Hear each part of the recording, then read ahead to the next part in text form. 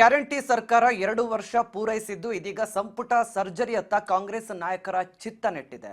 CM DCM ಸದ್ಯದಲ್ಲೇ ದೆಹಲಿಯತ್ತ ಮುಖ ಮಾಡಲಿದ್ದಾರೆ. ಆ ಕುರಿತಾದ ಒಂದು ರಿಪೋರ್ಟ್ ಇಲ್ಲಿದೆ.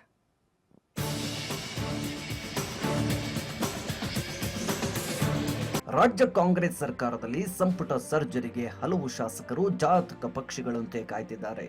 ಸರ್ಕಾರ 2 ವರ್ಷ ಪೂರೈಕೆ ಆಗಲಿ, ಆ ಬಳಿಕ ಸಂಪುಟ ಪುನರ್ರಚನೆ ಕುರಿತು ಚರ್ಚಿಸೋಣ ಎಂಬ ಲೆಕ್ಕಾಚಾರದಲ್ಲಿ ಸಿಎಂ ಇದ್ರು ಎನ್ನಲಾಗಿತ್ತು.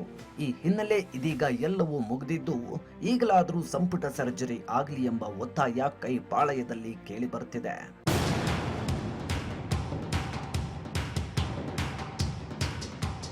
ಹೌದು, ಗ್ಯಾರಂಟಿ ಸರ್ಕಾರದಲ್ಲಿ ಸಂಪುಟ ಸರ್ಜರಿಗೆ ಒತ್ತಾಯ ಕೇಳಿ ಬಂದ ಹಿನ್ನೆಲೆ ಸದ್ಯದಲ್ಲಿಯೇ ಸಿಎಂ ಡಿಸಿಎಂ ದೆಹಲಿಗೆ ತೆರಳುತ್ತಿದ್ದಾರೆ ಎಂದು ಹೇಳಲಾಗುತ್ತಿದೆ. ದೆಹಲಿಗೆ ತೆರಳುವಾಗ ಸಚಿವರ ಇಲಾಖಾವಾರು ಕಾರ್ಯವೈಖರಿ, ಕೊಟ್ಟಂತಹ ಜವಾಬ್ದಾರಿ ಸೇರಿದಂತೆ ಸಚಿವರ ರಿಪೋರ್ಟ್ ಕಾರ್ಡ್ ಅನ್ನ ಹೈಕಮಾಂಡ್ ತಮ್ಮ ಬಳಿ ಇಡುವಂತೆ ಮತ್ತೊಮ್ಮೆ ಬಯಸಿದ್ದು, ಆದ್ದರಿಂದ ಸಿಎಂ ಡಿಸಿಎಂ ಚರ್ಚಿಸಿ ಸಚಿವರ ರಿಪೋರ್ಟ್ ಕಾರ್ಡ್ ಹೈಕಮಾಂಡ್ಗೆ ಸಲ್ಲಿಸಿದ್ದಾರೆ. ಬಳಿಕ ಯಾವೆಲ್ಲ ಸಚಿವರನ್ನ ಸಂಪುಟದಿಂದ ಕೈ ಬಿಡಬೇಕು ಎಂದು ತೀರ್ಮಾನಿಸಲಿದ್ದಾರೆ. ಸಚಿವರ ರಿಪೋರ್ಟ್ ಕಾರ್ಡ್ನಲ್ಲಿ ಸಚಿವರು ತಮ್ಮ ಇಲಾಖೆಗಳಲ್ಲಿ ಬಜೆಟ್ನಲ್ಲಿ ಕೊಟ್ಟಂತಹ ಅನುದಾನವನ್ನು ಬಳಸಿಕೊಂಡಿದ್ದಾರಾ, ಪಕ್ಷ ಕೊಟ್ಟಿರುವ ಟಾರ್ಗೆಟ್ಗಳನ್ನು ಪೂರೈಸಿದ್ದಾರಾ, ಪಕ್ಷದ ಕಾರ್ಯಕರ್ತರಿಗೆ ಯಾವ ರೀತಿ ಸ್ಪಂದನೆ ಕೊಟ್ಟಿದ್ದಾರೆ ಎಂಬುದರ ಅಂಶಗಳನ್ನ ಕುರಿತು ಪಟ್ಟಿ ಮಾಡಿದ್ದು, ಅದರಲ್ಲಿ ಕೆಲವು ಸಚಿವರ ಹಿನ್ನಡೆ ಆಗಿದ್ದಾರೆ. ಇನ್ನು ಕೆಲವು ಸಚಿವರು ವಿವಾದಾತ್ಮಕವಾಗಿ ಹೇಳಿಕೆಗಳನ್ನು ಕೊಡ್ತಾ ಪಕ್ಷಕ್ಕೆ ಹಾಗೂ ಸರ್ಕಾರಕ್ಕೆ ಡ್ಯಾಮೇಜ್ ತರುವ ಪ್ರಯತ್ನಗಳನ್ನು ಮಾಡಿದ್ದಾರೆ. ಅಂತವರನ್ನ ಸಂಪುಟದಿಂದ ಕೈ ಬಿಡುವ ಕುರಿತು ಹೈಕಮಾಂಡ್ ನಾಯಕರ ಜೊತೆ ಚರ್ಚಿಸಿ ನಿರ್ಧಾರ ಮಾಡಲಿದ್ದಾರೆ. ಈ ಹಿನ್ನೆಲೆ ಕೆಲವು ಸಚಿವರು ತಮ್ಮ ಖಾತೆಗಳನ್ನು ಉಳಿಸಿಕೊಳ್ಳಲು ಸರ್ಕಸ್ ಮಾಡ್ತಿದ್ರೆ, ಇನ್ನೊಂದು ಕಡೆ ಸಚಿವರಾಗಲು ಶಾಸಕರು ಪ್ರಯತ್ನ ಮಾಡ್ತಿದ್ದಾರೆ. ಒಟ್ನಲ್ಲಿ ಗ್ಯಾರಂಟಿ ಸರ್ಕಾರಕ್ಕೆ 2 ವರ್ಷದ ಸಂಭ್ರಮ ಕಳೆಗಟ್ಟಿರುವುದರ ಜೊತೆ ಕೆಲವು ಬದಲಾವಣೆ ಆಗುವ ಲಕ್ಷಣಗಳು ಕಂಡು ಬರ್ತಿದೆ. ಎಲ್ಲವೂ ಸಿಎಂ ಡಿಸಿಎಂ ಪಕ್ಷದ ಹೈಕಮಾಂಡ್ ನಿರ್ಧಾರದ ಮೇಲೆ ನಿಂತಿದೆ.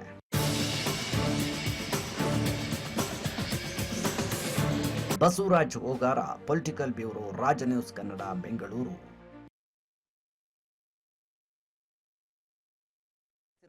ಕಾಂಗ್ರೆಸ್ ಸರ್ಕಾರ ತನ್ನ ಏನು ಮುಂದಿನ ಸಂಪುಟವನ್ನ ಒಂದು ಹೊಸ ಆಯಾಮ ಕಂಡುಕೊಂಡು ಆ ರೀತಿಯಾದ ಒಂದು ಹೊಸ ಸರ್ಕಾರದ ಒಂದು ನಿಲುವನ್ನ ತಗೊಂಡು ಒಂದು ಜನರನ್ನ ತಲುಪುವಂತ ಪ್ರಯತ್ನ ಮಾಡುತ್ತಾ ಅನ್ನುವಂಥ ಒಂದಷ್ಟು ಚರ್ಚೆಗಳಂತೂ ನಡೀತಾ ಇದೆ. ಸಾಧನ ಸಮಾವೇಶದ ಬಳಿಕ ಕಂಪಲ್ಸರಿ ಸಂಪುಟ ಪುನರ್ರಚನೆ ಆಗುತ್ತೆ. ಯಾಕೆಂದ್ರೆ ಹಲವರು ಹಿರಿಯರು ಕೂಡ ಸಚಿವ ಸ್ಥಾನ ವಂಚಿತರಿದ್ದಾರೆ ಸರ್, ಅವರು ಕೂಡ ದುಂಬಾಲು ಬಿದ್ದಿದ್ದಾರೆ. ಕೆಲವರು ಹೊಸಬ್ರಿಗೆ ಅವಕಾಶ. ಆದ್ರೆ ಏನಾಗುತ್ತೆ, ಈಗ ಅಧಿಕಾರ ಅನುಭವಿಸ್ತಾ ಇರೋರ್ನ ಅಧಿಕಾರದಿಂದ ನಾವು ತಕ್ಷಣ ಇಳಿಸ್ತೀವಿ ಅಂತಂದ್ರೆ ಯಾರು ಒಪ್ಕೊಳ್ಳಲ್ಲ. ಈಗ ಅಧಿಕಾರದಲ್ಲಿ ಇರ್ತಕ್ಕಂಥವ್ರು ಅವ್ರು ಹೇಗಾದ್ರೂ ಮಾಡಿ ಅಧಿಕಾರ ಉಳಿಸ್ಕೊಳ್ಳೋ ಪ್ರಯತ್ನವನ್ನ ಮಾಡ್ತಾನೆ ಇರ್ತಾರೆ. ಹೀಗಾಗಿ ಈ ಸಚಿವ ಸಂಪುಟ ವಿಸ್ತರಣೆ ಅನ್ನೋದು ಪ್ರತಿ ಎಲ್ಲಾ ಸರ್ಕಾರಗಳಲ್ಲೂ ಅಷ್ಟೇನೆ ಈ ವಿಸ್ತರಣೆ ಪುನರ್ರಚನೆ ಅಂತಕ್ಕಂಥದ್ದು ನಡೀತಾನೆ, ಮಾತುಗಳು ಬರ್ತಾನೆ ಇರ್ತವೆ, ಹೊರಗಡೆ ಊಹಾಪೋಹದ ಸುದ್ದಿಗಳು ಬರ್ತಾನೆ ಇರ್ತವೆ. ಆದ್ರೆ ಅದನ್ನ ಸರ್ಕಾರ ಅಂತ್ಯ ಆದ್ರೂ ಸಹ ಅದು ಆಗಿರದೇ ಇಲ್ಲ. ಕೆಲವೊಂದು ಬಾರಿ ಒಬ್ರನ್ನ ಇಬ್ರನ್ನ ಸೇರಿಸ್ಕೊಂಡು ಕಣ್ಣರಿಸುವ ತಂತ್ರವನ್ನು ಮಾಡ್ತಾರೆ. ಈಗ 1-2 ಖಾಲಿ ಇರ್ಬೋದು, ಅದಕ್ಕೆ ಇಬ್ರನ್ನ ಭರ್ತಿ ಮಾಡ್ಕೊಳ್ತಾರೆ. ಭರ್ತಿ ಮಾಡ್ಕೊಂಡಾದ್ಮೇಲೆ ಅದಕ್ಕೆ ಇನ್ನೊಂದ್ಸತಿ ನಾವು ವಿಸ್ತರಣೆ ಮಾಡ್ತೀವಿ ಅಂತಾರೆ. ಅಂದ್ರೆ 2.5 ಏನೋ ಒಂದು ಒಪ್ಪಂದ ಇದೆ ಅಂತ ಏನೋ ಗುಸುಗುಸು ಇದೆಯಲ್ಲ, ಮುಖ್ಯಮಂತ್ರಿ ಒಪ್ಪಂದಗಳು, ಡಿ ಕೆ ಶಿವಕುಮಾರ್ ಅವ್ರಿಗೆ 2.5 ವರ್ಷ ಅವಧಿ ಸಿಗುತ್ತೆ ಅಂತ. ಆ ಸಂದರ್ಭದಲ್ಲಿ ಏನಾದ್ರು ಪುನರ್ರಚನೆ ಆಗ್ಬೋದು, ಹೊಸ ಟೀಮ್ ಬರ್ಬೋದು. ಆದ್ರೆ ಸದ್ಯದ ಪರಿಸ್ಥಿತಿಯಲ್ಲಿ ಹೊಸ ಟೀಮ್ ಬರುತ್ತೆ ಅಂತಕ್ಕಂಥದ್ದು ಅದು ಮರೀಚಿಕೆ. ಅದೇ ಸದ್ಯದಲ್ಲೇ ಒಂದು ಅಧಿವೇಶನಕ್ಕೆ ಬೇರೆ ಹೋಗ್ಬೇಕು, ಅಧಿವೇಶನ ಹೋಗ್ತಾರೆ, ನಡೀತಾ ಇರುತ್ತೆ, ಅದು ಆಗ್ತಾನೆ ಇರುತ್ತೆ. ಆದ್ರೆ ಒಂದಿಬ್ರು ಹೊಸಬ್ರನ್ನ ಸೇರ್ಸ್ಕೋಬಹುದೇನೋ, ವಿಸ್ತರಣೆ ಮಾಡ್ಬೋದು, ಖಾಲಿ ಇರ್ತಕ್ಕಂಥ ಸ್ಥಾನಗಳನ್ನ ಭರ್ತಿ ಮಾಡ್ಕೊಳ್ಬಹುದು. ಆದ್ರೆ ಈ ಹಳಬ್ರನ್ನ ಈಗೇನು ಅಧಿಕಾರ ಅನುಭವಿಸ್ತಾ ಇದ್ದಾರೆ ಸಚಿವರುಗಳು, ಅವರನ್ನ ಕಿತ್ತಾಕಿ ಇನ್ನೊಬ್ರನ್ನ ಹೊಸಬ್ರನ್ನ ತಗೊಳ್ತೀವಿ ಅಂತಕ್ಕಂಥದ್ದು ಅದು ಅಸಾಧ್ಯದ ಮಾತು ಸದ್ಯದ ಪರಿಸ್ಥಿತಿಯಲ್ಲಿ.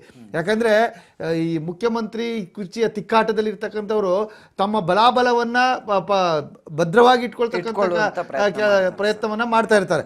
ಈಗಿರ್ತಕ್ಕಂಥವರಲ್ಲಿ ಬಹುತೇಕರು ಸಿದ್ದರಾಮಯ್ಯ ಬೆಂಬಲಿಗರು.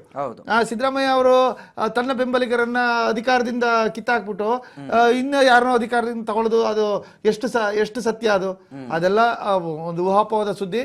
ಇದನ್ನ ನಮ್ಮ ವರದಿಗಾರರು ಮಾಡಿರಲ್ಲ. ಏನಾಗುತ್ತೆ, ಮುಖ್ಯಮಂತ್ರಿಗಳ ಪಟಾಲಂಗಳು ಇರ್ತಾರೆ ಸುತ್ತಮುತ್ತ, ಅವರು ಅಥವಾ DCM ಪಟಾಲಂಗಳು ಇರ್ತಾರೆ, ಅವರು ಅಥವಾ ಈ ಆಕಾಂಕ್ಷಿಗಳು ಇರ್ತಾರಲ್ಲ, ಅವ್ರು ಈ ರೀತಿಯ ಸುದ್ದಿಯನ್ನು ಹರಿದು ಬಿಡ್ತಾ ಇರ್ತಾರೆ. ಹೌದು, 2 ವರ್ಷ ಪೂರ್ಣ ಆಯಿತು, ಇವಾಗ ಸಚಿವ ಸಂಪುಟ ಪುನರ್ರಚನೆ ಆಗುತ್ತೆ, ನಮ್ಗೆ ಅವಕಾಶ ಸಿಗುತ್ತೆ ಅಂತ ಹೇಳಿ ಕೆಲವು ಶಾಸಕರ ಆಸೆ ಇರುತ್ತಲ್ಲ, ಆ ಶಾಸಕರು ಬಿಡ್ತಾ ಇರ್ತಾರೆ ಗಾಳಿ ಸುದ್ದಿನ. ಬಟ್ ಇಲ್ಲಿ ಕೆಲವರು ಸರ್ ಹಿರಿಯ ಶಾಸಕರುಗಳಿದಾರಲ್ಲ ಸರ್, ಜಯಚಂದ್ರ ಅವರು ಇರ್ಬೋದು ಅಥವಾ BK ಹರಿಪ್ರಸಾದ್ ಅವರು ಕೂಡ ಸಾಕಷ್ಟು ಅವರು ಅಧಿಕಾರ ವಂಚಿತರಲ್ರಿ, ಅವ್ರಿಗೂ ಅಧಿಕಾರ ಸಿಗುತ್ತೆ ಅಂತ ಗಾಳಿ ಸುದ್ದಿ ಬಿಡ್ತಾ ಇರ್ತಾರೆ. ಅವರೆಲ್ಲ ಸುಮ್ಮನೆ ಇರ್ತಾರೆ ಸರ್. ಅವ್ರ ಯಾವುದು ಇದಿಲ್ಲ. ಈಗ ಇಲ್ಲಿ ಏನಾಗುತ್ತೆ, BK ಹರಿಪ್ರಸಾದ್ಗೆ ಕೊಡ್ಬೇಕು ಅನ್ನೋದು ಏನಿಲ್ಲ ಸರ್ಕಾರದಲ್ಲಿ, ಯಾಕಂದ್ರೆ ಅವ್ರು ವಿಧಾನ ಪರಿಷತ್ ಸದಸ್ಯ, ಅದೇನಿಲ್ಲ ತಲೆ ಲೆಕ್ಕಕ್ಕಿರಲ್ಲ ವಿಧಾನಸಭೆ.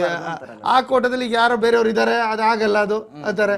ಇನ್ನ TB ಜಯಚಂದ್ರ ಅವ್ರಿಗೆ ಈಗಾಗಲೇ ವಯಸ್ಸಾಗಿದೆ, ಅವರು ಡೆಲ್ಲಿಲಿ ಇದ್ದಾರೆ, ಡೆಲ್ಲಿ ಅವ್ರಿಗೆ ವಿಶೇಷ ಪ್ರತಿನಿಧಿಯಾಗಿ ನೇಮಕ ಮಾಡಿದೀವಿ, ಅವ್ರಿಗೆ ಅಷ್ಟೇ ಅಧಿಕಾರ ಸಾಕು, ಹಿಂದೆ ಅಧಿಕಾರ ಅನುಭವಿಸಿದ್ರು ಸಾಕು, ಇನ್ನ ಯಾರು ತುಮಕೂರು ಡಿಸ್ಟಿಕ್ ಅಲ್ಲಿ ಯಾರು ಒಬ್ರು ಇರ್ತಾರೆ ಅವ್ರು ಕೊಡೋಣ ಅಂತಾರೆ.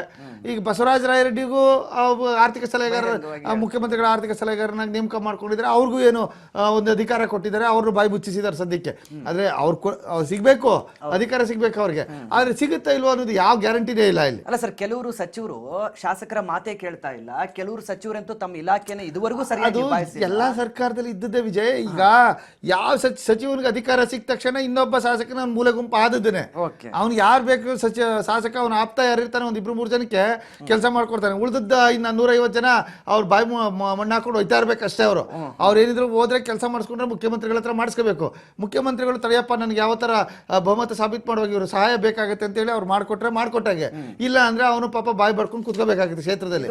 ಸರ್ಕಾರಿ ಹುದ್ದೆ ಇದ್ದಂಗೆ ಸರ್, ಕಷ್ಟ ಸಿಕ್ಕ ಮೇಲೆ ಜಾತ್ರೆ ನಡೆಯುತ್ತೆ. ಇದು ಪರಿಸ್ಥಿತಿ. 5 ವರ್ಷ ಜಾತ್ರೆ ಮಾಡಕ್ಕೆ ಸಚಿವನಿಗೆ ಅವಕಾಶ ಇರುತ್ತೆ, ಆದ್ರೆ ಅಪರೂಪ ಎಲ್ಲೋ ಒಬ್ರನ್ನ ಇಬ್ರನ್ನ ಕೈ ಬಿಡ್ಬೋದು. ಅದೇ ಏನೋ ತಪ್ಪುಗಳನ್ನ ಮಾಡಿ ಅಥವಾ ಯಾವುದೋ ಹಗರಣದಲ್ಲಿ ಸಿಕ್ಕಾಕೊಂಡಂತ ಸಚಿವರನ್ನ ಸಂಪುಟದಿಂದ ಕೈ ಬಿಡ್ಬೋದೇ ಹೊರತು, ಸದ್ಯದಲ್ಲಿ ಇರ್ತಕ್ಕಂಥ ಸಚಿವರನ್ನ ಸಂಪುಟದಿಂದ ಕೈ ಬಿಡ್ತಾರೆ ಅಂತಕ್ಕಂಥದ್ದು ಅದು ಎಷ್ಟು ಸತ್ಯ ಉಳ್ಕೊಂಡಿದ್ದಾರೆ, ಅವ್ರಿಗೂ ಏನು ಆಗಲ್ಲ. ಅದು ಸದ್ಯದ ಪರಿಸ್ಥಿತಿಯಲ್ಲಿ ಸಚಿವ ಸಂಪುಟ ವಿಸ್ತರಣೆ ಅಥವಾ ಪುನರ್ರಚನೆ ಅನ್ನೋದು ಬರೀಚಿಕೆನೆ. ಕಾದ್ ನೋಡ್ಬೇಕು. ಇನ್ನೊಂದು 6 ತಿಂಗಳು ಆದ್ಮೇಲೆ ಏನಾದ್ರು ಆದ್ರೂ ಆಗ್ಬೋದು.